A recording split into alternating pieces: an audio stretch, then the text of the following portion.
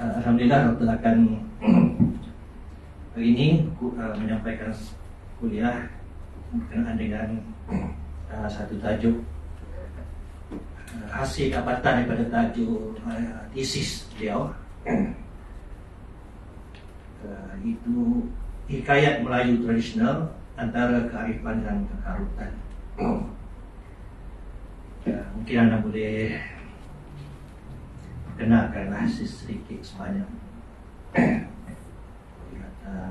Dr. ZZ.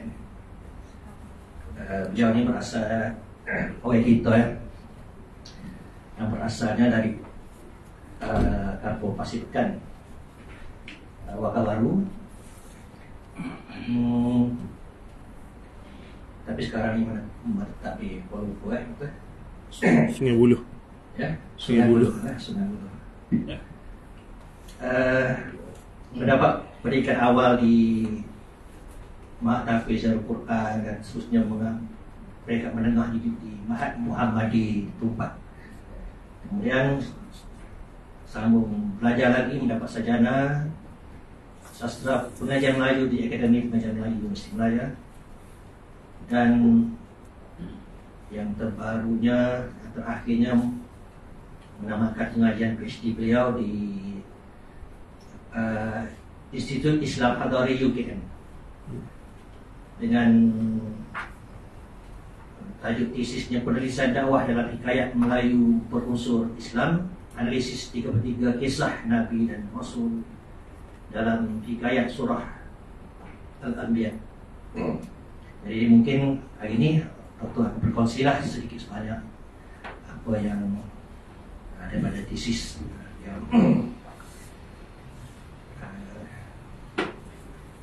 saya rasa cukup kenalan ringkas. Jadi tanpa pendengahlah, majlis kali ini menjemput Dr. ZZ untuk meneruskan kuliah kita pada pagi ini. Dipersilakan.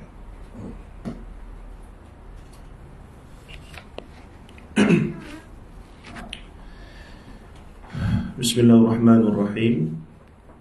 Assalamualaikum warahmatullahi ta'ala wabarakatuh. Innal hamdalillah nahmaduhu wa nasta'inuhu wa nastaghfiruh wa na'udzu billahi min shururi anfusina wa min sayyiati a'malina. Man yahdihillahu fala mudilla lahu wa man yudlilhu fala hadiya lahu. Asyhadu an la ilaha illallah wa asyhadu anna Muhammadan 'abduhu wa rasuluh. Allahumma salli wa sallim wa barik ala Muhammad wa ala alihi wa sahbihi wa man tabi'ahum bi ihsanin ila yaumiddin. Amma ba'd, fa inna asdaqal hadits kitabullah wa khairal hadi hadi Muhammad sallallahu alaihi wasallam wa syarrul umuri muhdatsatuha wa kullu muhdatsatin bid'ah wa kullu bid'atin dhalalah wa kullu dhalalatin finnar, atau kama qala an-nabi sallallahu alaihi wasallam, la nabiyya ba'da. Alhamdulillah, pertamanya terima kasih pada yang bahagia atau moderator dan pengurus bagi Dewan Air Paksi, Cikgu Nasir, dan hadirin hadirat para pencinta Al-Quran dan Sunnah dan ilmu yang mahal inilah. Sebelum saya bermula, hari ini tidak kuliah lah Cikgu Nasir, lebih pada perkongsian sahaja sebagai apa nama, galang ganti kepada Ustaz Deng. Ustaz tinggi. Baik. Cuma sebelum bermula saya ada dua soalan. Pertama, siapa kecil luar kecil Kelantan ni? Boleh belakang. Jadi terbiasa. Apa namanya, pertamanya, siapa biasa baca novel sejarah Islam tulisan Abdul Latif Talib? Terbaca dulu-dululah, pernah terbaca ke mana? Ada baca tak? Baca reka-reka. Tapi tahulah, kalau kita buku ada kan Abdul Latif Talib, novel sejarah Islam, Muhammad Al-Fatihnya, Salahuddin Al-Ayubinya, ada Ikrimah, ada Umar bin Khattab. Banyaklah dia tulis. Lebih kurang dalam 10 tahun lepas dengan syarikat yang saya pernah kerja, iaitu PTS ya. Jadi dia mula tulis tu, dia novelkan, maksudnya daripada sejarah tokoh. Sebab tu namanya novel sejarah Islam. Sebab dia adaptasi daripada sejarah tokoh yang benar-benar ada, termasuk Rasulullah. Jadi dia cuba novelkan, maksudnya dia dialogkan, dia bina latar belakang macam kita belajar sastra dululah. Jadi benda tu telah menyebabkan fenomena lagu mana jualan novel tersebut sangat laku. Dan saya tahu satu tahun tu royalty dia daripada jualan hasil buku dia mencecah 500,000 juta. Bermaksud jualan dia sangat luas. Bermaksud juga ramai orang Melayu suka baca sebenarnya, termasuk anak-anak muda. Tapi bahan tu kena betul lah. Jadi bila dinovelkan, diceritakan, dibabakan, didialogkan, itu anak-anak sekolah boleh baca buku sejarah. Jadi positifnya di situ. Maksudnya semakin laku. Budak-budak, anak-anak kita pun kena Muhammad Al-Fatih, kena Salahuddin Al-Ayubi, mula kena Ikrimah Sabah bin Abi Jahal, mula kena Muawiyah ibn Abi Sufyan, mula kena. Dan ini dari satu perspektif nampak macam positif, nampak macam bagus. Sebab apa? Buku laku, syarikat gembira, penulis pun happy.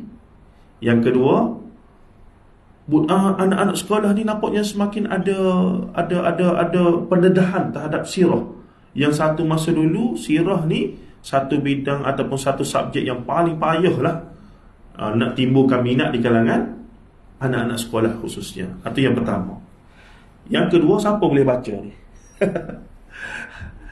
Ni manuskrip lama Melayu. Ini adalah simpanan DBP. MS ni manuskrip nombor 49. Tajuk yang diberikan Kisah Al-Anbiya. TC saya guna teks lain, namanya Surah Al-Anbiya. Dia bukan surah, Surat Al-Anbiya, tapi dia je surah. Tapi bukan surah dalam Quran tu. Surah Al-Anbiya tu nama manuskrip tu, cerita tu. Tu kekeliruan dalam penulisan manuskrip dululah. Nanti kita cerita sikit. Tapi menariknya, macam ni ada 334 muka surat. Ni collection yang DBP ada. Cuba baca di situ tu. Dijadikan Allah Ta'ala akan Nabi Allah Adam itu daripada 7 patala bumi. Kepalanya daripada bumi yang pertama. Bawa bom tu, tidak bawa Mia tu. Bumi yang pertama, kepalanya daripada bumi yang pertama. Tak ada nota, tak ada titik tu.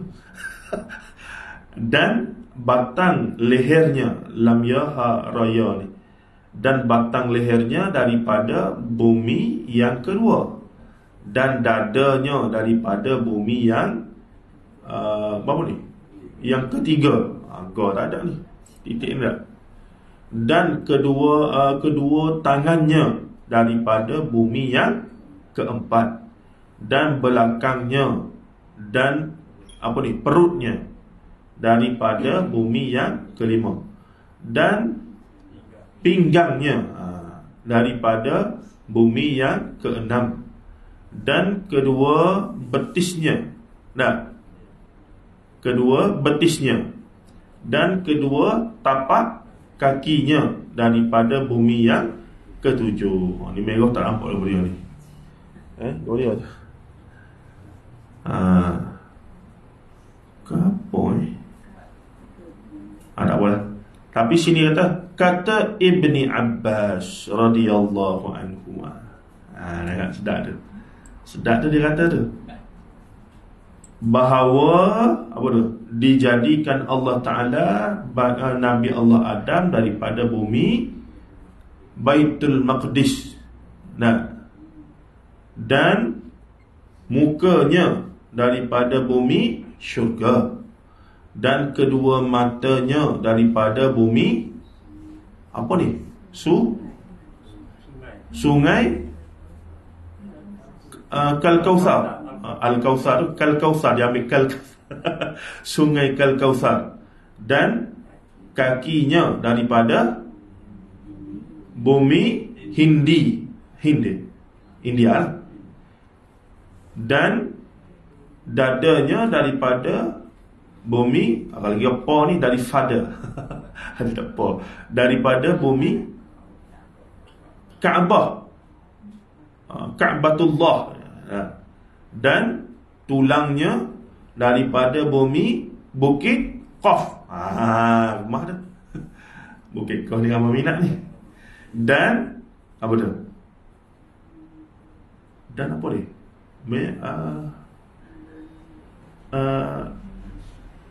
Kemudian dia nak pukul kan ni. Alif mim nun alif nun.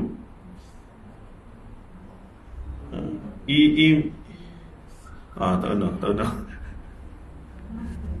Itu besar lagi. Dan imannya. Okey, iman ni. Tak apalah, sahaja nak tunjuk. Tapi setakat kita dah ingat kita duk mengaji dengan Maulana, duk mengaji dengan ustaz-ustaz lain lah tempat kita ni. Rajin jumpa kau cerita lagu ni. Cerita ni dah cerita lebih hebat lagi. Ada dalam mana? Manuskrip Melayu. Manuskrip sastra Melayu tradisional. Yang satu masa dulu, manuskrip inilah sumber kepada apa dia? Orang Melayu kita beragama. Jadi bila mutakhir mari Quran sunnah, tak besok. Kita dah besok hak ni. Kita dah besok hak burung merah, dah besok hak ni. Jadi bila mari ni hak Allah kata, ni hak Nabi kata, lebih pada tu janganlah. Tak sedap. Berasa tak cukup. Ni cerita dia ni. Jadi bila mana Maulana sendiri lebih 10 tahun lah, 20 tahun tu nipu. Dr. Cikgu Nasir lah 20 tahun ikut Maulana ada. Ni dah 15 tahun lah kata. 15 tahun mula dengan Dr. Mazhar, dia baca buku dia, kemudian barulah kenal Maulana. Ambo kenal Dr. Mazhar dulu baru Maulana. Kemudiannya kita pun baca. Cumanya kebanyakan daripada mereka, walaupun kemudian Dr. Ruzaimi balik, Dr. Kamili muncul, dan Ustaz Sama Ali ramai lah, Ustaz-Ustaz kita muda-muda ramai lagi dah lebih hadis muncul ni. Tapi boleh kata sebahagian besar daripada mereka tak sentuh langsung bagaimana riwayat-riwayat lagu ni sampai ke alam Melayu, bertapak dan berkembang hingga menjadi darah daging dalam kepala otak orang Melayu. Sebahagian mereka berdasarkan ilmu dan bidang kajian mereka ulat yang ni sahih, yang ni dhaif, yang ni maudhu', yang ni Israiliyat, yang ni begitu, yang ni begini. Itu bidang mereka. Tapi hamba perhati, mereka tak jelaskan bagaimanakah benda ni boleh sapa ke alam Melayu kita. Jadi hamba tengok, ada rupa yang aku duduk sini ni. Itu bermulanya hamba pun explore apa dipanggil gap dalam research akademik, kita panggil gap, lompong yang ada tu, kita masuk ke celah tu. Jadi hamba pun mula tulis, kalau ada buku daripada Israiliyat, hadis maudhu' fitnah sirah di alam Melayu, khurafat tahyul dan mistik di alam Melayu, untuk nak isi ruang itulah. Sebab tuku-tuku kita ni dah kecek dah bab tentang sahih, tentang dhaif, tentang maudhu', palsu, apa semua begitu begini. Tetapi mereka tidak secara khusus bijang secara umum, tidak secara khusus bagaimanakah hal-hal ini sampai establish, yakni menjadi bertapak dengan baik dan akhirnya berkembang sehingga menjadi arus perdana. Sehingga bila kita bawa riwayat-riwayat yang sahih berdasarkan Quran dan Sunnah, kita pula jadi pelik. Kita pula jadi ghuraba, ganjil di sisi masyarakat awam. Ni kita kena kenal asal usul punca kenapa tok nenek moyang kita jadi lagu tu. Jadi hamba pun masuk dalam pengajian Melayu, ita-ita banyak benda rupanya. Di situlah dia punya kita kata apa nak kata, lubuk lah. Lubuk kalau kita nak kenal kenapa orang Melayu ni bila bercakap tentang Islam, dia minat barang-barang mistik. Dia minat barang-barang yang bersifat kita kata jadi kebal ke, petapa ke. Kita pelik, kita kata Islam hak Nabi ajar tidak lagu ni. Islam hak Nabi ajar adalah Islam ilmu wahyu, agama wahyu. Tapi Islam yang kita dengar daripada tok nenek moyang kita sebahagiannya dan tok ustaz-ustaz yang mengajar sebahagiannya adalah Islam yang bawa pada mistik. bawa pada nak jadi tapa, jadi begini, kita jadi pelik. Sebab kita faham Nabi bawa Islam melalui prinsip ilmu wahyu. Islam agama wahyu, bukan agama mistik. Tapi orang kita bila bunyi Nabi Khidir, dia puja lebih pada Nabi Musa. Nabi Khidir ni bagi setengah orang lebih hebat, lebih tinggi, lebih hebat, lebih tinggi, lebih mulia daripada Nabi Musa AS. Siapa bagi tahu ni? Tok guru juga lah. Jadi di situlah hamba dia memikir, tak berhentilah kita tu tengok, tak boleh jadi kata. Kena buat sesuatu berdasarkan apa yang sudah dibuka oleh guru-guru kita, Maulana Asri, apa semua ni. Maka ada ruang. Bermula daripada buku yang kami usahakan 3 butir tu. Kalau dulu Ustaz kita makalah-makalah Maulana telah pasal Nur Muhammad apa semua tu. Daripada situlah kita explore lagi untuk melihat realiti yang panjang lebih kurang 1000 tahun perjalanan agama Islam di alam lain. Berat sangat ke? Boleh kot, sebabnya Maulana punya berbahasa berat lagi. Tadi ni piece of the iceberg je sangat kuku saja ujung. Okey, baik. Ini nak tunjuknya sebab hari ni tidak kuliah Ambo sebut dah tadi, hari ni tidak kuliah, lebih pada berkongsi. Ambo sebenarnya nak buat slideshow lain. Kalau balik cuti ni tak ada nak baca ke apa. Jadi kita guna ada masa membetul PhD tempoh hari lah. Ini tajuk asal, tapi bila hantar tu diminta ubah lah sikit Mula-mula Ambo nak kajinya adalah tentang pengaruh riwayat Israiliyat dalam hikayat Melayu berunsur Islam. Ada hikayat yang di sastra Melayu tradisional ni, dia ada beberapa peringkat lah. Pada peringkat awal sebelum Islam datang, kita semua maklum, para sejarawan letak apa dia, orang Melayu ni empire-nya, pengaruh besarnya adalah agama Hindu Buddha lah. Sebelumnya adalah animisma dinamisma, iaitu percaya pada mambang, pada roh, pada semangat spirit Ambo dah ingat dulu mambang ni piram di ngarut ada sungguh. Hai mambang tanah, mambang api, mambang air, mambang angin. Mambang datang dari gunung si mambang. Berdampinglah denganku hai mambang. Sekian saja wahai mambang. Ingat tu. Jadi mambang ni semangat. Sebelum muncul konsep Tuhan, konsep dewa dewi, mereka percaya pada alam ni ada yang zahir, tapi ada alam gaib yang tak nampak. Kemudian mereka mula cipta lah, spekulate. Itu falsafah tu. Mereka mula duk khoyah sendiri. Khoyah. Maksudnya setiap benda yang nampak ni ada penunggunya.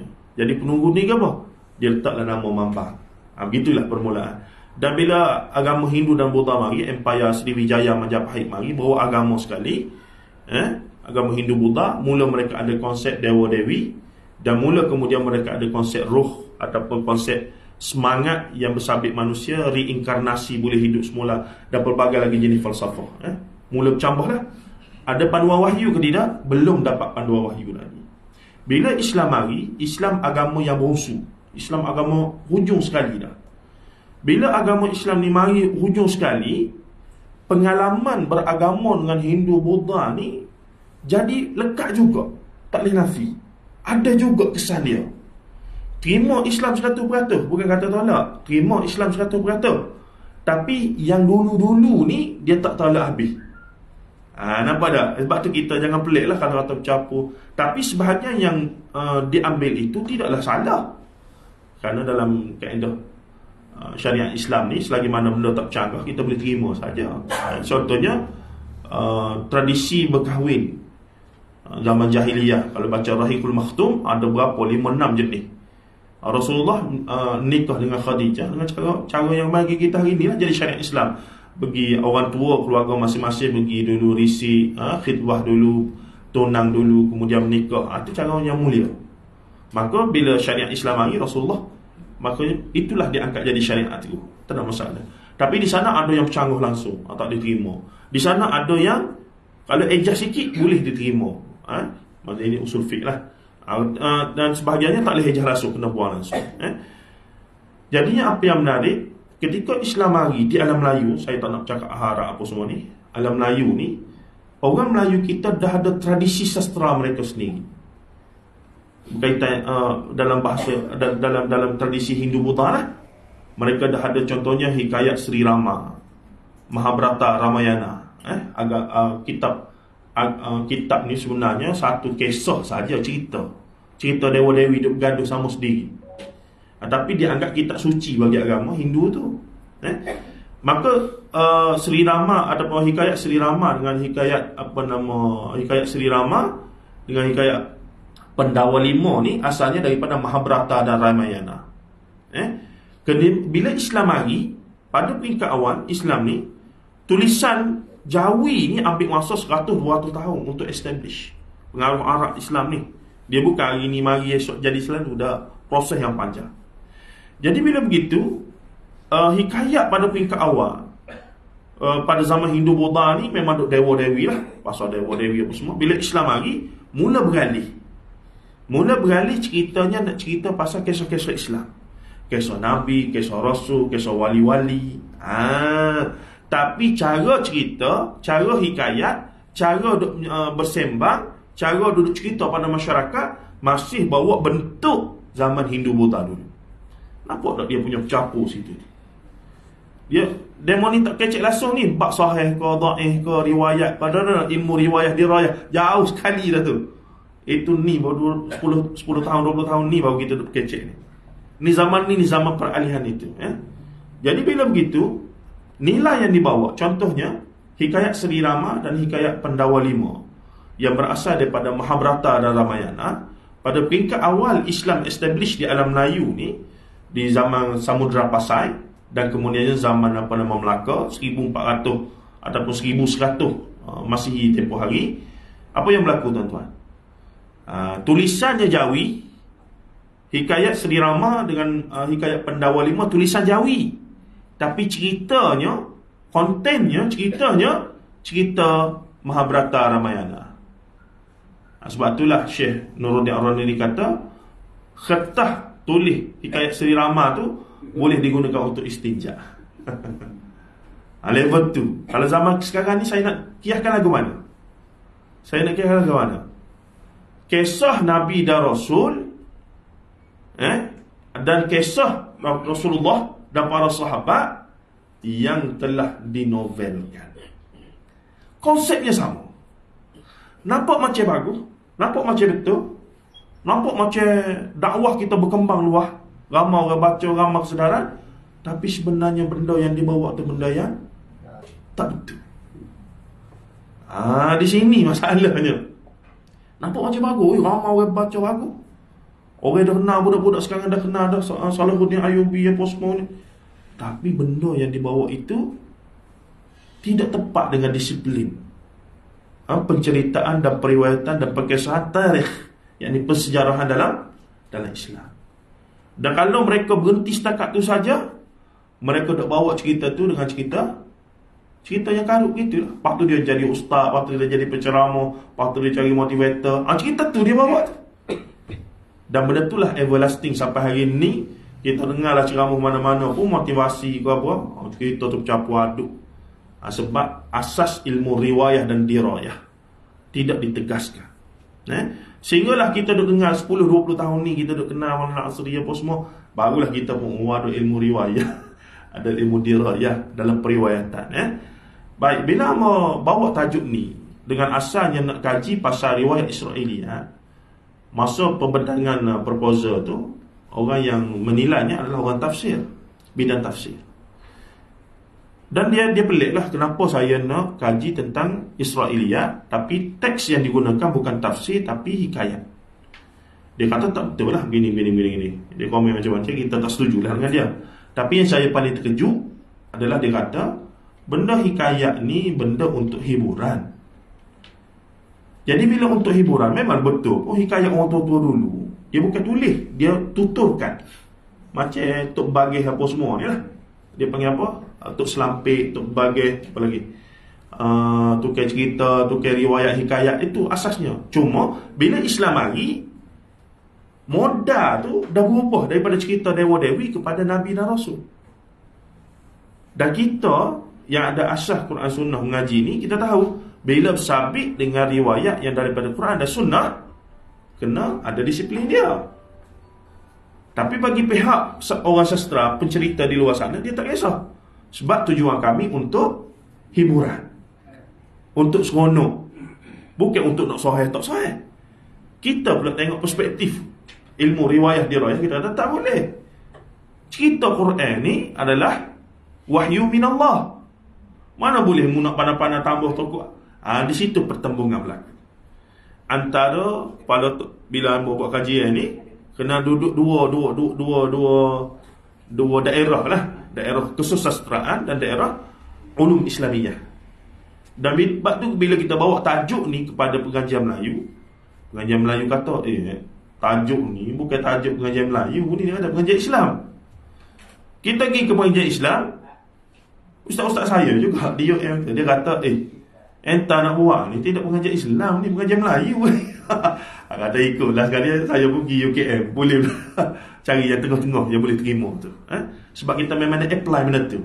Dua bidang, pengajian Melayu dengan pengajian Islam, yang dipisahkan buat sekian lama tu nak bagi kena nilai juga.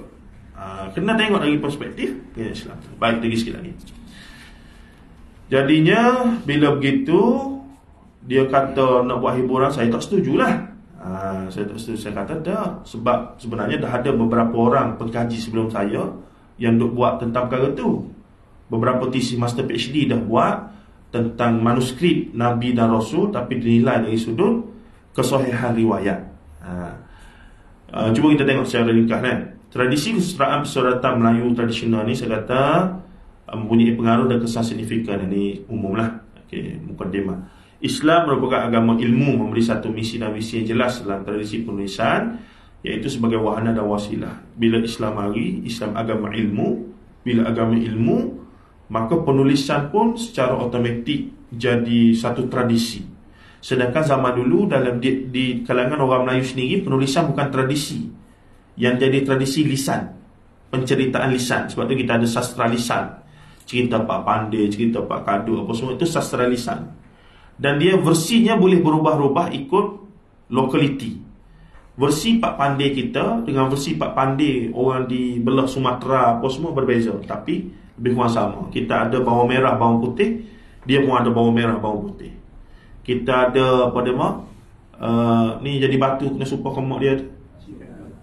Si tangga, mereka ada maling kundang. Begitulah lebih kurang ceritanya. Tapi kemudian dia bergantung pada pencerita.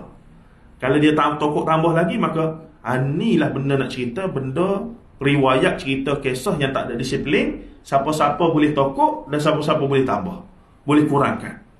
Tetapi bila bersabit dengan wahyu, sebab tu agama Islam ni agama wahyu, bukan agama mistik, bukan agama cerita, bukan agama kisah-kisah, tidak, wahyu. Sebab tu Imam Bukhari rahimahullah meletakkan, Muhammad bin Ismail Bukhari meletakkan bab pertama, kitab pertama dalam Sahih Bukhari dia kitab apa? Kitab Bada'il Wahyi. Tengok sebab apa? Tengok Maulana punya ulasan dalam video lama dia tu. Jelas dari situ. Sebab apa Imam Bukhari letak bab wahyu? Sebab wahyu inilah membezakan agama Islam dengan agama samawi lain bahkan. Cara orang Islam jaga wahyu, orang umat Nabi Muhammad jaga wahyu, iaitu Quran dan Sunnah lah. Apatah lagi dengan agama-agama lain. Tiba-tiba mari ke di alam Melayu kita ni, cerita-cerita wahyu, kisah-kisah yang asalnya wahyu, kisah Nabi, kisah Rasul apa semua, diceritakan dan dihikayatkan dalam bentuk sastra biasa, sastra lisan biasa. Ini kita kata bercanggah. Tapi bercakap dengan orang sastra ni marah lah. Sebab tu bunyi nama hamba lepas lalu buat dia tak berapa beri lah. Kita kata tak boleh lah begitu. Kena tengok. Walaupun tujuannya untuk hiburan, untuk dipanggil didaktik tarbiyah ataupun untuk nasihat, memang bagus. Tapi berasaskan bila langgar. Benda yang awak cerita ni cerita Nabi Ibrahim, benda yang awak cerita ni Nabi Daud, Nabi Sulaiman, aku tak boleh. Tapi realitinya di alam Melayu kita ada hikayat Nabi Sulaiman, hikayat Nabi bercukur, hikayat Nabi membelah bulan, ada belaka. Hikayat Isra wal Mi'raj. Tapi comel, sebagai orang yang minat kaji manuskrip, minat bagai lama orang Melayu ni, semangat Melayu dia lebih, dia tengok comel, memang cantik tulisan. Manuskrip tu memang ada nilai estetika yang tinggi. Waktu sambutan Isra Mi'raj dulu semalam tak cukup. Sebab hikayat tu panjang. Cerita bab buruk saja 2 hari setengah dah. Buruk ni begini, malaikat Jibril masuk dalam detail. Masuk malaikat Jibril masuk syurga, cari mana buruk ni, tengok ada seekor tu dalam ramai-ramai tu. Dalam hadis mana ada. Masuk dalam syurga, tengok tiba-tiba tengok ada seekor tu, dia punya segak bukan main. Kalau tukar cerita tu sedap. Kalau tukar cerita tu sedap Allah. Sepengah drama bersiri. Dia boleh buat cliffhanging malam esok pula. Sebab malam pertama ni sekut kering saja. Malam ke-7 tu baru lembu dengan kambing. Dia cerita muncul. Cerita. Dia agama kita bukan agama cerita. Bukan agama kisah. Bukan agama hikayat. Ni kita nak jelaskan. Baik, itu secara ringkasnya. Jadinya bila kita tengok hikayat-hikayat Melayu ni, kita pun sedar. Saya sangat terpengaruh dengan 2 orang tokoh, Profesor Dr. Umar Sulaiman Al-Ashqar rahimahullah, ulama usaha Jordan, dan seorang lagi Syekh Dr. Salah Abdul Fattah Al-Khalidi. Ni dua Jordan, seorang ulama yang prolifik dalam bidang syariah, dalam bidang Quran Sunnah. Dan Syekh Dr. Salah Abdul Fattah Al-Khalidi ni memang bidang tafsir. Ramai guru-guru kita yang mengaji Jordan zaman dia hidup ni duk mengaji dengan Syekh Dr. Salah Abdul Fattah Al-Khalidi rahimahullah ta'ala. Dan dia baru meninggal 2-3 tahun lepas. Baru sangat. Karyanya sangat banyak. Dan dia ni antara ulama-ulama yang bawa budaya yang menjadi pengaruh kepada ramai asatizah kita mutaakhir. Bawa budaya kita panggil tadabbur Al-Quran, betul-betul ataupun ibrah min qasasil Quran lah. Sebab dia mula khususkan, dia ada karya-karya khusus tentang kisah-kisah Al-Quran dan hadis dengan fokus yang betul. Sepatutnya lagu ni lah kita melihat kisah-kisah dalam Quran, bukan sebagai cerita, bukan sebagai hikayat, bukan sebagai lipu lara, bukan, tapi sebagai wahyu. Bila tengok sebagai wahyu, maka memerlukan ilmu-ilmu alat yang lengkap lah. Ilmu tafsirnya, ilmu lughahnya dan seumpamanya. Itu cerita dia. Baik, sikit lagi. Antara juga yang ulah pasal kisah Al-Mustafad min Qasasil Quran ni, faedah-faedah daripada kisah Quran, adalah Syekh Dr. Abdul Karim Zaidan, seorang ulama daripada Yaman, ulama haraki lah, terlibat dengan ikhwan muslimin, ulama usul sebenarnya. Dia ada Al-Wajib fi Usulil Fiqh, kitab dia tu. Dan salah satu kitab dia yang dia tulis untuk para pendakwah adalah Al-Mustafad min Qasasil Quran, manfaat daripada kisah-kisah Quran. Ada Syekh Dr. Abdul Karim Zaidan rahimahullah. Baik. Menariknya lagi, kalau tengok di bawah tu kita tulis, dalam tradisi pusat-pusat Melayu Islam tradisional ni, karya-karya penulisan mengenai kisah Nabi dan Rasul ditulis dengan melanggar prinsip asas tersebut. Yang ini prinsip asas ilmu riwayah dan dirayah. Sebab dia sastra kan? Dia novel tadi. Dia bayangkan salah satu babak Nabi Ibrahim dengan Nabi Ismail, dengan ayah mak dia, siapa dia? Hajar. Allah Ta'ala suruh pergi letak di tengah padang apa nama, lembah Bakkah ini, lembah tu lah di Mekah inilah. Ringkas ceritanya. Dalam teks yang saya baca itu, apa yang berlaku? Pengarang ataupun penterjemah ataupun pengadaptasi kata Nabi Ibrahim telah membawa Ismail dengan mak dia Hajar untuk diletakkan, ditinggalkan di tengah-tengah apa dia? Bendang padi. Kita jem lah, bendang padi mana? Bendang padi. Sebab apa? Sebab orang Melayu, alam Melayu Nusantara masa tersebut, padang pasir ni dia tak boleh nak khoyar lagu mana. Sebab padang pasir, dia tak biasa pergi Mekah, dia tak biasa pergi Mesir, dia tak boleh nak khoyar. Jadi para penterjemah ni duk fikir dengan sengaja lagu mana nak bagi mereka ni faham. Tengah benda padi. Tengah benda Nabi Ibrahim ada. Jadi benda-benda begini telah berlaku, bukan sahaja dalam hikayat kita Melayu, dalam penterjemahan Bible pun sudah berlaku.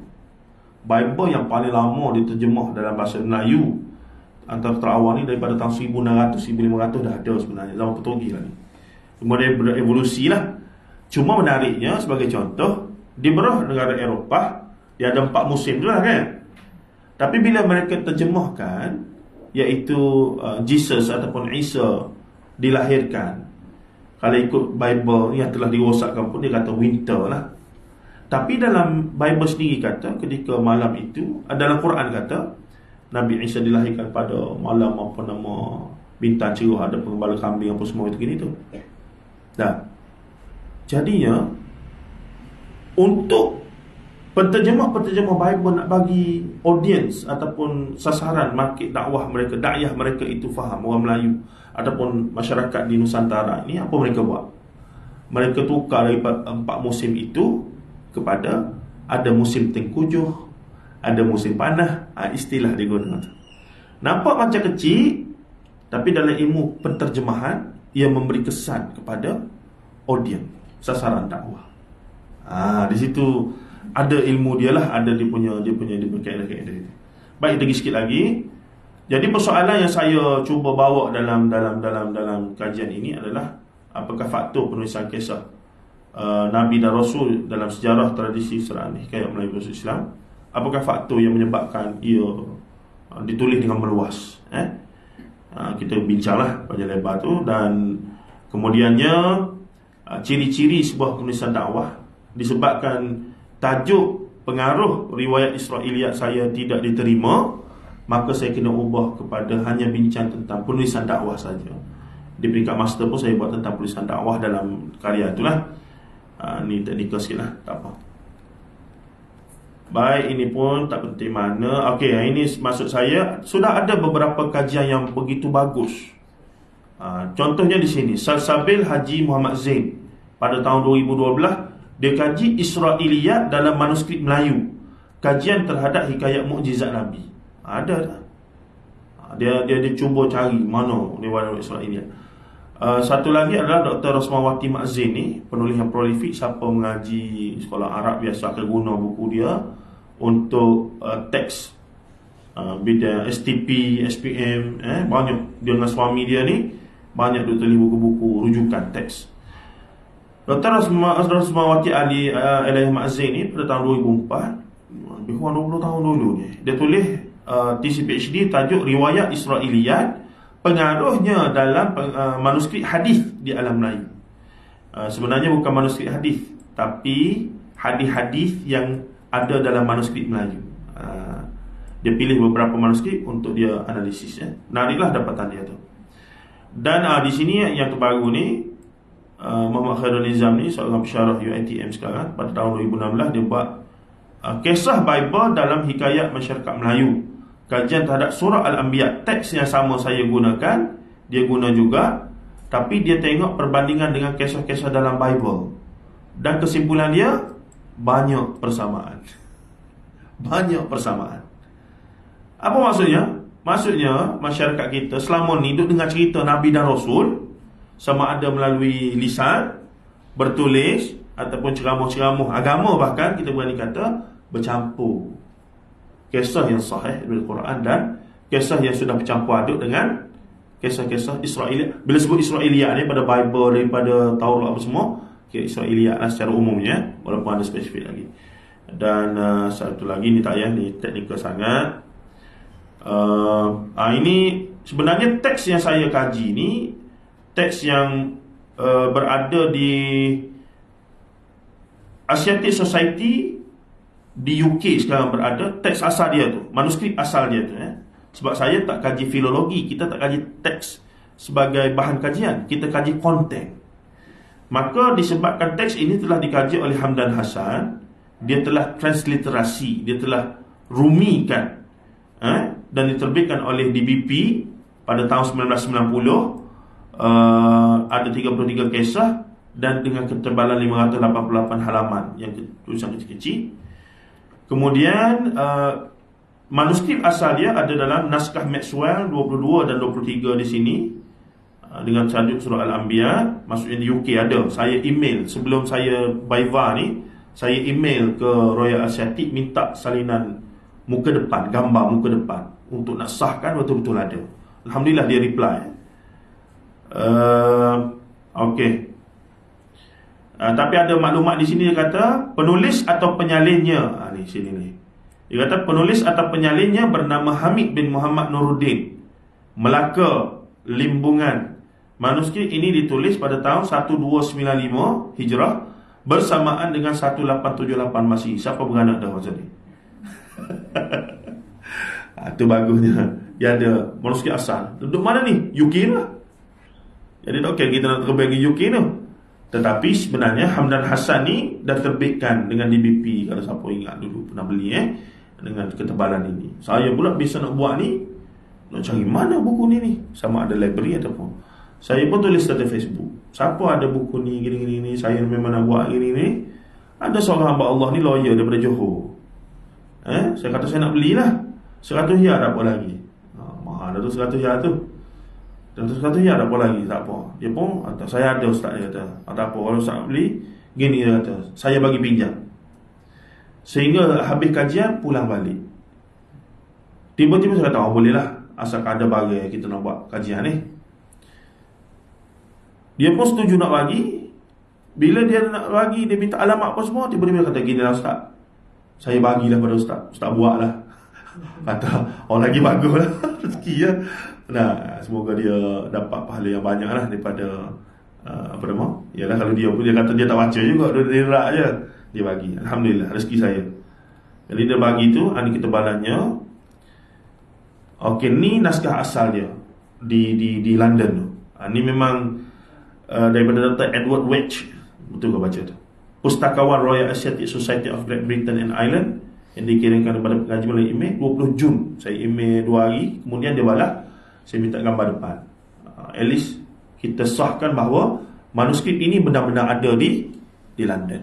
Gitu. Sebenarnya sebahagian besar daripada manuskrip ini sudah di PDF kan, macam yang saya tunjuk awal tadi. Tapi sebahagiannya mereka tak buat. Sebab apa? Kalau buat belaka, rugilah, bagi percuma. Dia menega benda tu. Dia mari jajah kita dulu. Masalah ni cerdik, tuan. Jahat cerdik. Masalah juga tu. Dia cerdik tapi jahat. Dia mari dia jajah. Dia tak ambil hasil masuk emah lombong apa. Dia tu kolonialisme dan imperialisme tu. Dia ambil sumber ilmu kita, manuskrip ni. Jadi kita nak kaji tentang tok nenek moyang kita, kena gimana? Kena pergi ke dia lah. Kena pergi ke dia, sama master PhD 200.5 kau? Tak, 200,000, 500,000 ni dia punya tu. Maksudnya berterusan dia punya keuntungan dapat ke dia. Nak pergi kaji pasal tok nenek moyang kita. Ni kata cerdik jahat. Tapi kena ke dia lah. Kena ke dia. Kita sama tak kena sebab tu kalau baca Abdullah Musi tu, dia kata nama apa? Stanford Raffles. Stanford Raffles duduk di Singapura tu, dia tukar manuskrip orang Melayu majoriti tak kerti baca, 90% tak kerti baca. Abdullah Musi duk kritik. Abdullah Musi pula ayah dia Arab, mak dia Hindustan. Dia jadi Melayu. Dia kata istimewa konsep Melayu tak apa itu punya. Tapi nak katanya dia duk kritik lah orang Melayu tak kerti baca, malah ni. Sebab apa dia kata? Antaranya manuskrip warisan tok nenek moyang kadang-kadang ditukar dengan sesikat pisang sahaja. Stanford Raffles mari pisang sebiji, tukarlah manuskrip gedebuk-gedebuk tu. Buat balik ke Wati London. Hari ni kita nak kaji, nak tahu tentang tok nenek moyang kita. Hatta nak kesan mazhab apa ataupun kenapa yang orang Melayu ni minat sangat Wahdatul Wujud, Martabat 7, Nur Muhammad sebagai contoh. Benda tu tak ada dalam Quran Sunnah, tapi apa jadi minat ni? Sebelum jadi gitu tu ada cara dia, jalan dia tu. Ada latar belakang, dipanggil genealogi. Ada riwayat dia, bagaimana benda itu kemudian muncul. Kita boleh sebut ni sahih, tak ada riwayat apa semua. Tapi bila pergi pada orang yang dah lama dengan benda tu, dia tak boleh faham kenapa yang kami baca selama ni tak sahih. Sebab tu saya bawa pendekatan yang berbeza. Patut kena cari sumber dia. So bila kita pergi, kita cerita ni sebenarnya gini, berhujung dah orang jemput Isra Mi'raj. Saya tak cerita lah benda tu, saya cerita ni manuskrip ni, mari sini, cerita ni sebenarnya. Barulah pergi hujung. Sebab itulah jadi tak sahih. Tak kata apa belakangnya. Nak marah tak boleh, kita betul dah dia punya detail itu. Baik, sikit lagi metodologi kajian ni tak penting. Ini sangat teknikal lah. Cuma hasil kajiannya sikit dalam konteks alam Melayu, hikayat Melayu berunsur Islam. Maksud saya hikayat Melayu berunsur Islam ini adalah hikayat-hikayat Melayu, tulisannya Jawi, bahasanya Melayu, dan ceritanya tentang Nabi dan Rasul, para sahabat, pahlawan Islam. Ada hikayat Umar Umayyah, ada Amir Hamzah, ada hikayat apa lagi, Ali Hanafiyah. Ini semua pengaruh Arab dan Islam kemudian. Sedangkan hatta istilah hikayat itu hanya muncul selepas pengaruh Islam dan Arab. Hikayat. Sebelum itu mereka mungkin guna istilah cerita ke, kisah ke. Kisah pun bahasa Arab. Kisah. Nah, dah seumpamanya. Baik. Hikayat Melayu berunsur Islam ini, khususnya kisah Nabi dan Rasul, juga berkembang melalui tradisi lisan dulu, sebagaimana tradisi hikayat kesusahaan sebelum zaman Islam. Oleh kerana tradisi penulisan belum mantap, kisah-kisah ini berpindah daripada seorang tukang cerita kepada tukang cerita yang lain. Ni kalau guna ilmu jarwat ta'dil ni, ilmu rawi hadis kan, dia belakang pencerita tu majhul belakang. Tak ada kedudukan pun, sebab mereka ni tukang hikayat belakang, qusas, wa'is, apa nama, motivator ataupun tukang nasihat ataupun penlipular. Itulah qusas. Memang tradisi itu. Cuma kesannya pada masyarakat sangat besar. Zaman masyarakat tak boleh baca Quran, tak boleh baca apa-apa, apa yang sampai pada telinga mereka sahih belaka. Dunia ni berada di hujung seekor lembu. Betul. Zaman itu kita tak boleh salah kata nenek moyang kita, sebab zaman itu lagu tu. Sebab tu saya kata dalam banyak keadaan saya kata semoga Allah Ta'ala ampunkan mereka saja atas mereka tak tahu tu mereka beragama begitu. Tapi hak tahu zaman ni bila kita terangkan dah berkerah juga, maka itu masalah lah. Sebab hujah sudah ditegakkan, iqamatul hujah. Kita pergi sikit lagi. Oleh itu tradisi penulisan belum mantap. Oleh kerana tradisi penulisan belum mantap, kisah-kisah ini berpindah daripada satu tukang cerita kepada tukang cerita yang lain. Penuturan kisah-kisah ini kemudian melalui proses tokoh tambah daripada unsur-unsur yang pelbagai, termasuk tradisi budaya warisan lokal. Dia takut lah, bergantung pada pencerita. Sebab apa? Sebab malam esok nak cerita pula, malam lusa nak cerita pula. Sekali orang main oya kulit bukannya satu malam, banyak malam tu. Wak daga nak bercerita, wak daga, wak yo. Jadi tu kan cerita dia kena memikir. Dari perspektif sastra, tu nenek moyang kita sangat kreatif. Dia dengar sekejap, dia balik, dia boleh karang 3-14 lembar. Dia dengar cerita Isra' wal Mi'raj satu malam, sejam kata, 2 jam. Dia balik, dia boleh tulis hikayat Isra' Mi'raj dengan ketebalan yang ini hebat lah tuan. Ini kalau tidak kreatif, kalau tidak seorang yang boleh berfikir, berkhayal, tak boleh buat cerita lagu tu. Lepas tu pencipta hadis palsu pun kreatif lah kau, kreatif. Tapi masalah agama tidak iktiraf kreatif lagu tu, sebab dia rosakkan agama. Tu ceritanya. Tapi daripada perspektif dirasah Islamiah, ilmu disiplin ilmu Islam, benda yang mereka buat itu sedang merosakkan agama, bahkan boleh mengancam akidah lah. Yalah, percaya contohnya tadi kisah Quran, kisah Nabi Ibrahim dengan Nabi Ismail, yang Quran kata lagu ni, yang versi dalam hikayat Melayu lagu ni. Kita percaya yang hikayat Melayu berbanding yang Quran kata. Masalah tu. Tidak main-main tu. Tapi bagi orang yang bidang tu, dia kata biasalah tu. Itu bukannya cerita-cerita. Kita kata tak kena lah. Bagi kita yang mari daripada disiplin ini, kita kata tak boleh main-main. Baik, sikit lagi. Ada soalan ke setakat ni? Kau nanti dulu, kita buka kemudian harapnya banyak sikit soalan tu. Letih kecek sore ni. Sikit lagi nak habis dah ni. Setelah sistem tulisan Jawi sudah mantap, Jawi ni pun panjang cerita lah, pakar-pakar dia bincang. Sebab nak jadi sistem tulisan sehingga terciptanya huruf apa dia? Ca, ya, nga, pa, wa. Itu bukan main-main tu. Itu memerlukan satu. Atau tok nenek moyang kita ni hebat. Jangan duk kata tak hebat lah. Hak tak hebatnya sebab kebetulan ilmu hak mari tu hak versi lagu ni. Kalau mari hak versi Quran Sunnah, kalau macam Syah Waliullah lah, kalau kebetulannya Syah Waliullah ni tokoh alam Melayu, oh berjebok dah kita Quran Sunnah ni. Tapi kebetulan tokoh hak balik Islam di alam Melayu ni tidak Syah Waliullah. Tokoh-tokoh lain yang minat pada itulah wadatul wujud, martabat tujuh. Jadilah lagu ni kita. Jadi duk mari nak jadi tok wali belaka, terbah belaka, gitulah bukan. Baik, setelah sistem tulisan Jawi sudah mantap, terdapat arahan pemerintah untuk menulis kisah-kisah yang dituturkan secara lisan sebelum orang istana. Yang boleh baca, yang boleh nulisnya orang istana, biasanya orang bangsawan. 1% saja. Hak lain tu dengar. Dan bila dengar, betul ke tak betul ke? Betul belaka.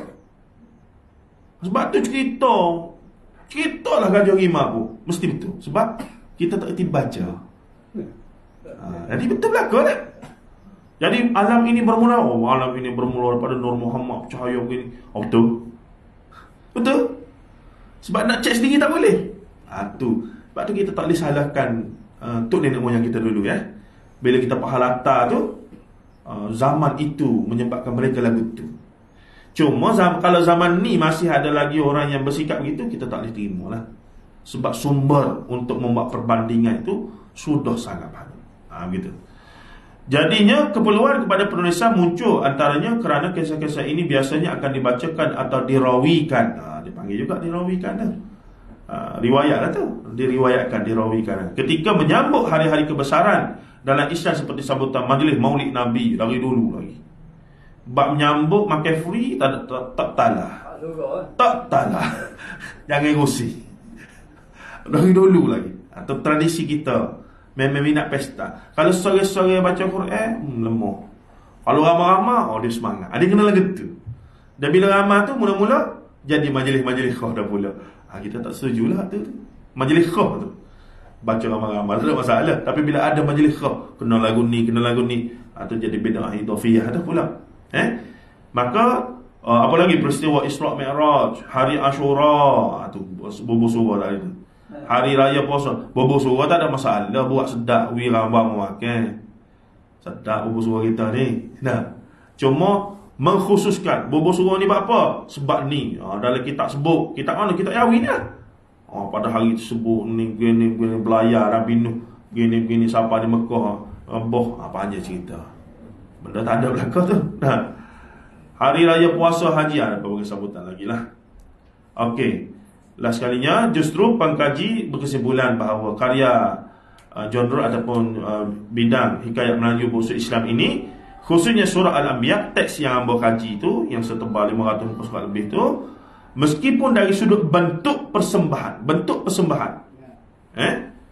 syarat dengan elemen dan unsur penulisan dakwah. Dari sudut penyampaian, bila orang baca memang boleh terkesan dan terpengaruh, sebab dia penuh dengan elemen-elemen yang bagus, yang baik dakwah. Tetapi ini adalah kerana isi namun ia tidak boleh dijadikan kayu ukur bahawa ia dikarang memang untuk dakwah. Boleh kata bukan. Sebab mereka berhikayat tu kerana ada tradisi mereka. Ini adalah kerana isi kandungannya. Dua benda lah. Persembahan satu bentuk, novel Pak Latif tulis tu, novel yang dia tulis tu sangat sedap dibaca. Berkaitan tokoh-tokoh Islam yang begitu sekali bagus lah. Tetapi isi dia ada masalah.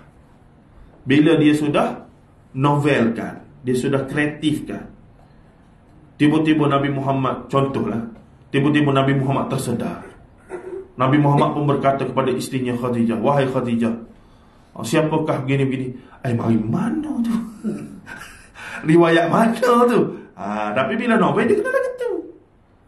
Ketika angin sepoi-sepoi bahasa, di tengah padang pasir yang hangat membakar, tiba-tiba para sahabat datang berjumpa ke rumah Rasulullah. Assalamualaikum ya Rasulullah. Kita baca sedap lah. Cerita mana ni? Riwayat mana ni? Sebabnya kita sedang bercakap tentang Nabi Muhammad, sumber agama. Dia tak boleh lagu tu. Jadi berkaitan Rasulullah, berkaitan sahabat, memang kita sangat jagalah. Tapi kalau pergi bawah sikit, kisah macam Salahuddin Al-Ayyubi, Muhammad Al-Fatih, kalau nak dilonggarkan novel kan, itu masih ada consideration. Tu pun kalau fakta salah, kena dibetulkan. Ada. Tapi bila dinovelkan, dihikayatkan kisah Quran, kisah Nabi Muhammad, dia masalah. Rosak agama. Rosak agama. Dan agama Yahudi, Nasara rosak ni, benda tu lah. Benda tu lah. Ni yang Maulana nak baca hadis Sahih Bukhari, Muslim, semata-mata itulah sebenarnya nak bagi tahu. Bila agama, benda-benda riwayat-riwayat agama yang berasal daripada wahyu mula dihikayatkan, diceritakan, dicampur aduk dengan kreatif, rosak agama. Nah, akhirnya tak ada apa dah. Ni analisis ini terhadap surah ni, tak ada apa. Okey, ni pun tak ada apa dah. Ni cadangan-cadangan kita lah masa dalam tu. Kesimpulan, okey, kesimpulan sikit lah. Kajian analisis kandungan terhadap teks surah Anbiya mengesahkan bahawa ia adalah karya yang syarat dengan nilai dakwah melalui bentuk penyampaian. Tak boleh nafi, nilai dakwah tu ada. Dakwah ni untuk memujuk, untuk mengajak faham, itu ada nilai dia. Tetapi melalui bentuknya, khususnya melalui babak dan dialognya, babak-babak yang dicipta, dialog-dialog tu cukup menarik bila baca. Namun dari sudut kandungan, ia tidak menepati kriteria dan disiplin sebuah karya dakwah. Tak boleh. Sebab karya dakwah dia mesti ilmu riwayah-dirayahnya ada tepat. Quran, nukilan, hadis apa semua kena tepat belakang. Kaedah periwayatan berbentuk hikayat berjaya menjadikan kisah Nabi dan Rasul serta kisah-kisah Islam yang lain diterima secara meluas dan membumi oleh masyarakat Melayu Nusantara, sekaligus menjadikan segala nilai positif dan negatif yang wujud bersamanya bersebati dalam jiwa dan pemikiran orang Melayu Islam. Itu bersih itu. Sebab tu saya sabarlah ni kalau duk buat dengan mak ayah kita ke orang tua. Kalau dia kecek pasal kisah Nabi Rasul, kita tahu ni hak dia dengar ada hak bersih tu. Terdengar dia cerita. Ni masa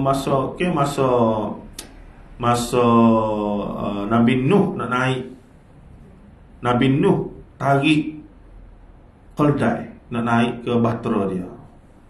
Nabi Nuh berkata, keldai tak nak naik. Rupanya iblis duk nusuk dari hidung dia, bawah telinga dia lah, kalau mana. Jadi bila duk tarik tu, keldai tak si naik. Nah, bila keldai tak si naik tu, Nabi Nuh pun marah lah. Hai syaitan, naiklah engkau. Maka barulah dia naik. Bila naik tu, duk belayar tu, tiba-tiba Nabi Nuh dengar iblis dia bersiu. Nabi Nuh mungkin tanya, macam mana kamu boleh naik ni? Aku tak panggil pun. Dia kata, tadi kamu ajak aku, hai syaitan, naiklah. Maka dia, tu cerita. Ada tu dalam Israiliyat tu. Dalam kitab Syekh Muhammad Abu Syahbah, Al-Israiliyat wal Mawdu'an fi kutub tafsir. Fi kutub tafsir. Ada tentang perkara tersebut. Sedaplah dengar cerita tu weh. Buat ngajar surah masjid tu sedap cerita-cerita Israiliyat ni. Sedap Dan akhir sekali, kaedah periwayatan berbentuk hikayat berjaya menjadikan kisah Nabi dan Rasul serta kisah-kisah Islam yang lain diterima secara meluas, kita baca tadi, membumi oleh masyarakat Melayu sekaligus menjadikan segala nilai positif dan negatif yang wujud bersamanya bersebati. Hal ini adalah kerana hasil kreativiti para penghikayat kisah-kisah Islam ini yang menyampaikan kepada masyarakat sama ada secara lisan maupun tulisan. Batu besar tanggungjawab tukar cerita ni. Tukar cerita ni yang boleh menentukan cerita tu ataupun pemikiran beragama satu-satu masyarakat tu, Dalam masa yang sama, kajian ini juga mendapati berlaku penyimpangan yang ketara dalam penyampaian kisah-kisah berasalkan wahyu atau Qur'ani, qasasul Qur'ani, yang bersifat tokoh tambah dalam aspek perincian babak dan dialog. Sebahagian daripada yang mempunyai asas daripada sumber Al-Quran dan As-Sunnah yang sahih, namun sebahagiannya adalah rekaan dan oleh penghikayat lisan dan tulisan itu sendiri. Okey, kita tengok tunjuk contoh sikit lah. Dalam manuskrip dalam buku ni, manuskrip yang telah dijadikan buku ni lah, mana tadi? Ni surah Al-Anbiya ni. Antara di awal babak ceritanya adalah kisah Nur Muhammad. Kisah Nur Muhammad. Patut cerita lagi Nur Muhammad dah. Sebab tu orang Melayu kita ni tanya 10 orang, 8 orang akan percaya Nur Muhammad adalah makhluk yang pertama diciptakan. Maulana Asy sebut ni bila? Asal 30 tahun dulu. Buku dia tu lah, kita buat baru kan. Teguran Suci tu dulu kertas kerja dia tu. Bahkan sampai hari ni, minta maaf ya, sahabat-sahabat kita memang aliran tradisional ngaji pondok, sebab memang benda tu ada dalam kitab Jawi apa semua yang menyebutkan bahawa Nur Muhammad adalah makhluk pertama diciptakan, dan kerana Nur Muhammad itulah alam ini diciptakan. Sebab tu mereka bila jumpa saja kalimah Nur dalam Quran, Nur Muhammad. Tak tengok lagi pada cerita, hujung cerita ke apa dia. Asal jumpa Nur tu, Nur Muhammad dah. Kita kata baca kat dalam jemuh tu, tengok tafsir dulu. Nur Muhammad dah tu. Bunyi Nur tu Nur Muhammad selalu dah. Sebab apa? Kalau tak ada Nur Muhammad ni, runtuh sebahagian daripada doktrin keagamaan mereka, cara mereka beragama. Ni kita kata penelawai ni. Nah, tengok sini, kita nukil sikit lah secara lompat-lompat. Di sini dia kata apa ni? Dia kata Ibn Abbas tadi ni, dia mari ayat Quran. Mula-mula awal cerita tu, pada awal perhikayat kisah ini, pengarang memulakan penceritaan mengenai kejadian penciptaan makhluk terawal oleh Allah SWT sebelum terjadinya 7 lapis langit dan bumi. Beliau telah mendatangkan nukilan ayat Quran daripada surah Al-Furqan ayat 19 yang bermaksud Tuhan yang menciptakan langit dan bumi serta segala yang ada di antara keduanya dalam 6 masa. Kemudian dia bersemayam di atas arasy, ialah Ar-Rahman, Tuhan yang Maha Pemurah. Maka bertanyalah akan hal itu kepada yang mengetahuinya. Kita tak nak ulahlah ayat mutasyabihat apa semua ni, itu cerita lain. Seterusnya pengarang menisbahkan satu kenyataan bersifat mahu mendukung. Ini tulisan saya, ini saya punya ulasan, iaitu saya kata dia datangkan satu nukilan. Dia nak kukuhkan ayat Quran tu sebenarnya duk cerita pasal Nur Muhammad. Ayat Quran ni tak ada kaitan dengan Nur Muhammad ni. Ni ayat lain. Tapi dia nak kata hak dia tu betul juga. Dia ajar. Kemudian dia kata apa dia? Menisbahkan kenyataan bersifat mahu mendorong mengukuhkan percayaan ini, iaitu etika akidah dan iman tentang penciptaan alam ini kepada seorang sahabat Rasulullah SAW. Dia ginisbah pada siapa? Ibn Abbas radhiyallahu anhu. Nampak gagahlah sikit. Berasa gagah sikit. Nah, apa dia tulis? Ni kita nukil betul-betul daripada buku tu lah. Dewasa Allah Ta'ala hendak menjadikan bumi 7 lapis dan langit 7 lapis. Maka pertama dijadikannya seperti mutia. Dalam nota kaki mungkin itu mutiara, tapi ada mutia ni mungkin istilah yang merujuk pada benda lain, seperti disambungkan bermaksud hati yang belum dikotori dan bersifat gembira penuh keimanan. Kita pun tak faham lah. Tapi dia kata yang mutia, yang putih 70,000 tahun lamanya terhantar. Setelah itu maka tatkala Allah SWT hendak menjadikan langit dan bumi, maka ditilik Tuhan seru sekalian alam. Sebenarnya sarwa, bukan seru. Simrawa, bukan seru, sarwa. Istilah sarwa tu pinjam daripada apa nama Jawa lah. Sarwa alam. Tapi sebagian besar kita baca seru, sebab simrawa, macam bom tadi lah. Bawa bom. Sebab bila tulisan Jawi zaman peralihan, pengaruhnya banyak daripada bahasa Jawa, banyak daripada bahasa-bahasa lain. Bahasa Arab, Farsi, Jawa kuno, Sanskrit, Pali dan seumpamanya. Baik, katanya lagi, setelah itu maka tatkala Allah SWT hendak menjadikan langit dan bumi, maka ditilik Tuhan sarwa. Tapi sebab ditulis seru, kita nukis seru lah. Akan mutia yang putih itu. Mutia itu pun hebat, gembira ia oleh menyanjung tilik Rabbul Izzati itu. Maka kemudian dia pun datang lah. Seterusnya pengarang mendatangkan babak bagaimana Allah SWT memerintahkan Nur Muhammad untuk menyampaikan 5 rukun Islam kepada umatnya. Kita mengaji hadis 40. Rasulullah tahu rukun Islam, rukun iman ni masa bila hadis ada Jibril jelas itu tu. Mari kisah Nur Muhammad ni ajar rukun Islam, rukun iman. Boleh terima ke? Tapi kan kita bayangkan kita duduk zaman dulu, kita tak ngaji Quran hadis ni, itu lopong betul, tapi tak betul. Itu realiti dulu dah. Maka dia kata apa? Dia nyatakan bahawa ketika alam ini belum wujud lagi dan segala makhluk di langit dan di bumi belum diciptakan, dikatakan oleh pengarang bahawa Rasulullah SAW telah bersabda. Tu sedap tu. Rasulullah telah bersabda pula tu. Mari mana ni? Pertama yang dijadikan Allah itu cahayaku. Cahaya itu kemudian sujud kepada Allah SWT apabila ia diperintah untuk sujud kepadanya selama 50 tahun. Kemudian cahaya itu pun bangkit selepas diperintahkan untuk bangkit. Kemudian Allah SWT berfirman, "Hai Nur Muhammad, telah kufardukan akan dia segala umat kamu. Pertama-tama sembahyang 5 waktu pada sehari semalam, dan kedua puasa pada bulan Ramadan, ketiga memberi zakat, memberi fitrah, keempat memberi zakat, kelima naik haji ke Baitul Haram." Dia pula dah ajar Arkanul Islam, Arkanul ada tak boleh terima lah. Kemudian saya ambil ringkas nak katanya. Tapi rasa kalau baca ni koyak gitu. Pening gitu. Bakal ada fanak begitu lah. Ni macam-macam lah. Ni kemudian ni dia cerita pasal ni menarik ni. Kemudian dengan babak ini dikatakan bahawa Allah SWT kemudian mencipta cahayaku, seekor burung yang sangat indah dan istimewa. Ini kerana kepala burung itu adalah Ali bin Abi Talib. Kedua-dua matanya adalah Hasan dan Husain. Lehernya adalah Fatimah Zahra. Kedua-dua lengan sayap pula adalah Umar bin Al-Khattab dan Abu Bakar. Ekornya adalah Hamzah bin Abdul Muttalib.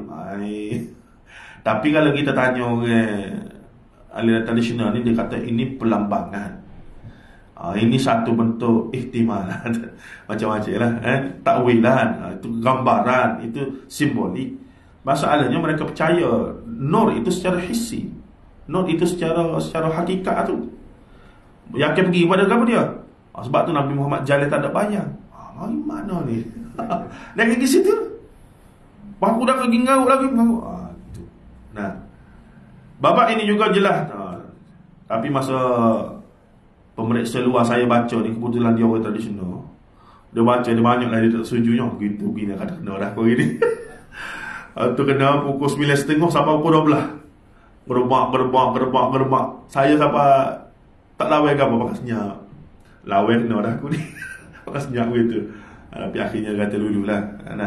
Tapi sebab manhaj kita berbeza, kita saya faham. Kenapa awak sebut gini? Kenapa sebut gini? Dia kata, anak takut bila kita buat kajian gini, orang akan masyarakat ataupun orang yang akan baca TCNTA ini akan beranggapan ulama-ulama kita ni banyak buat salah. Tengok dia. Itu hujah biasalah. Jadi masa diberikan peluang untuk cakap balik, saya kata tujuan kajian ini bukan untuk menghina, meredah. Tapi sebenarnya ia satu bentuk memberi khidmat dan juga untuk kita kata memberi nilai tambah.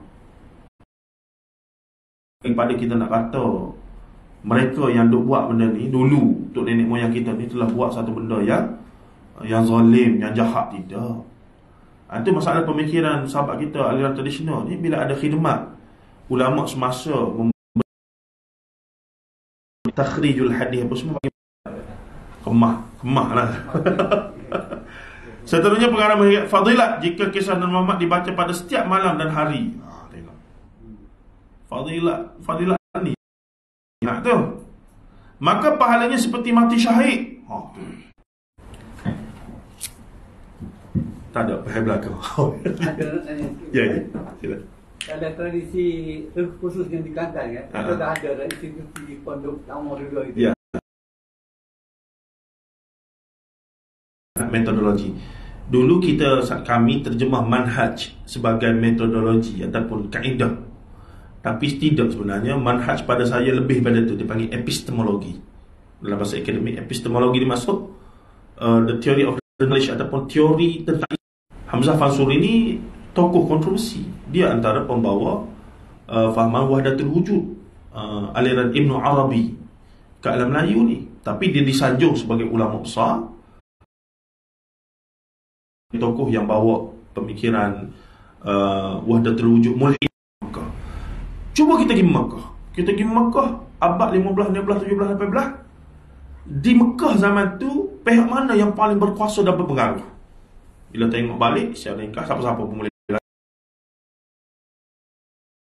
Jadi guru zaman tu pergi Mekah ambil ilmu, buat balik. Sebab tu tidak ada seorang ulama Melayu kita melainkan balik bawa bawa tarikat belakang. Atas orang tu kadang-kadang 10, 20 dia punya tarikat. Ada. Dan itu tradisi yang duduk di aliran pondok. Dan bila kita cuba bawa untuk munaqasyah ataupun untuk bincang, dan kalau saya nak pergi lagi lah, nak sebut secara terbuka, mungkin tu tak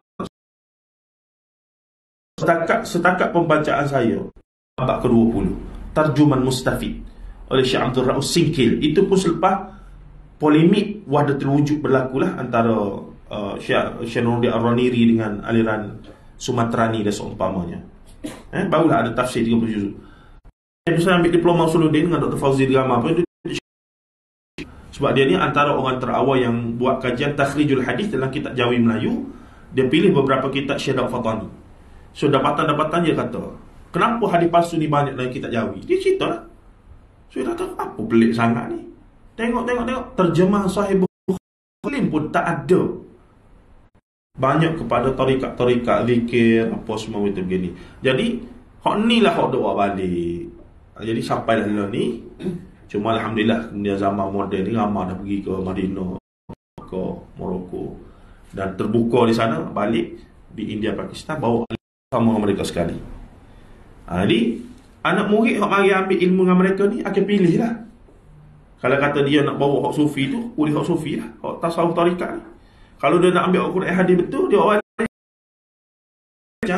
dan dia mengisytiharkan, kita tak setuju dengan sufi apa semua ni, kita perai mereka.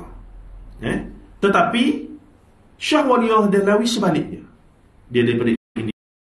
Dia zaman itu pengaruh falsafah Farsi, Zoroastrian, bercampur haduk manusia nak jadi dewa. Satu penegasan ataupun mengisytiharkan kena perangi golongan-golongan ini, melainkan dia tu macam berkawan, dan dia ada tarikat dia berjaya kuasai Mekah Madinah buat kali pertama. Jadi semangat tu mereka bawa balik ke Sumatera. Mereka terus dengan agresifnya menyerang masyarakat yang melakukan bid'ah, dan juga berbalas dengan pemerintah iaitu Belanda ketika itu. Masih ulama-ulama. Tapi hok ngarut pun hebat juga. Hok berlaluinya apa hebat juga. Jadi vice versa, terpaksa kita untuk tempat kita ni, Allah. Jadi balik pada cerita aliran pondok tadi, itulah. Cuma setengah ni tak berbiaya lagi. Wallahu a'lam.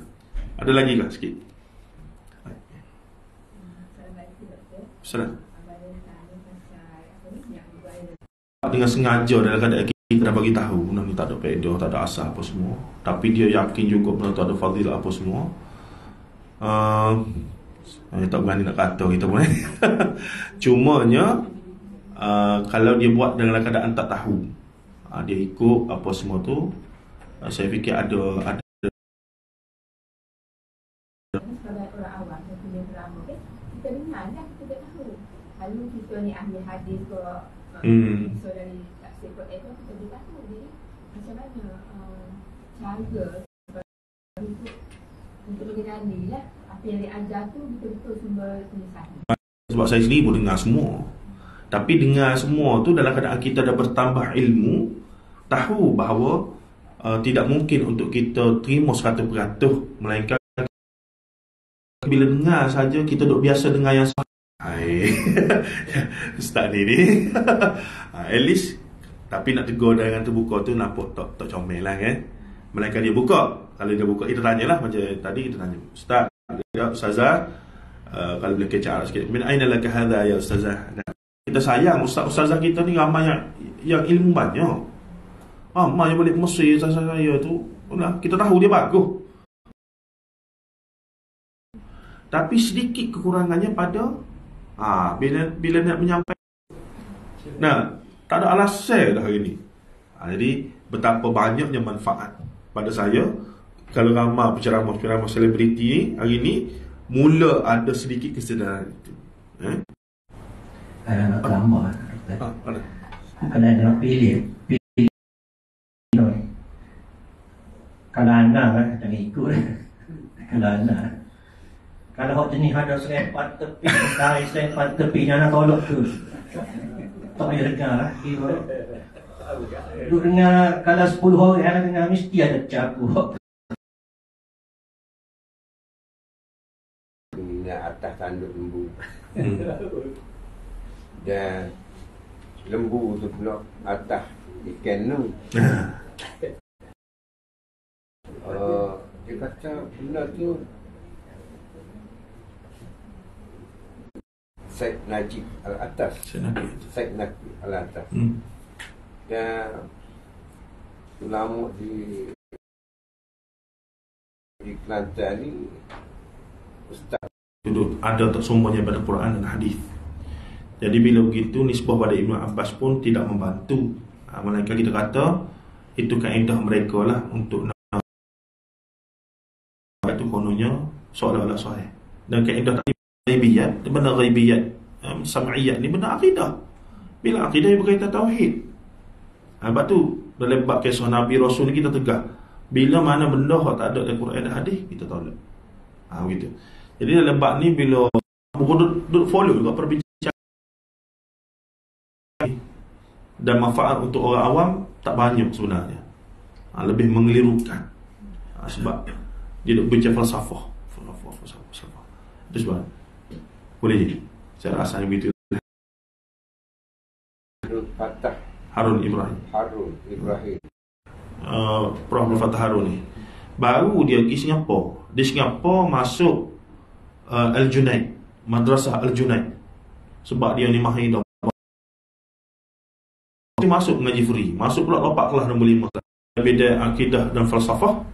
Dapat pelajar terbaik seluruh Universiti Al-Azhar mengalahkan Arab belaka. Dan dianugerahkan oleh Presiden Jamal Abdul Nasir. Ingat dia mengajar di perbincangan antara mereka berdua tu, orang lain tak berani nak masuk lah. Masing-masing hebat ni.